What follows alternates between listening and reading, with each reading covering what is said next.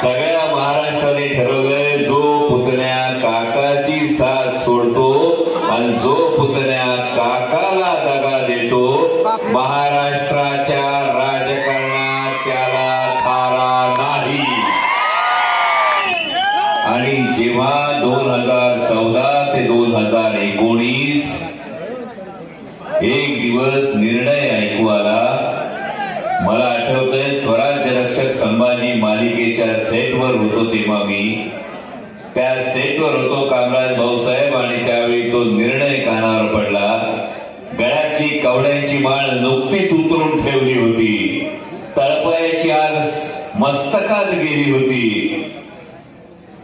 महाराष्ट्राचे 2014 ते 2019 मध्ये पर्यटन मंत्री असणारे महोदय छत्रपती शिवाजी महाराजांचे गड किल्ले भाड्याने द्यायला निघाले होते.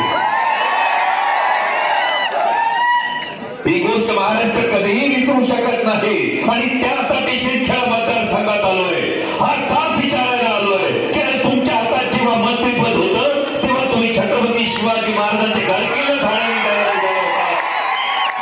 ज्या छत्रपती शिवाजी महाराजांचा एक एक गडकोट राखण्यासाठी आणि एक एक बुरुज राखण्यासाठी हजारो शेकडो मावळ्यांनी जीवाची बाजी लावली होती. एक एक दरवाजा राखण्यासाठी दरवाजा तोडू नये गरिबानं म्हणून कित्येकांनी जीवाचं बलिदान केलं होतं. ते गडकोट म्हणजे भाड्याने देण्याची गोष्ट नाही, तो गडकोट म्हणजे आमच्या पूर्वजांचा रक्त सांडलेला इतिहास आहे.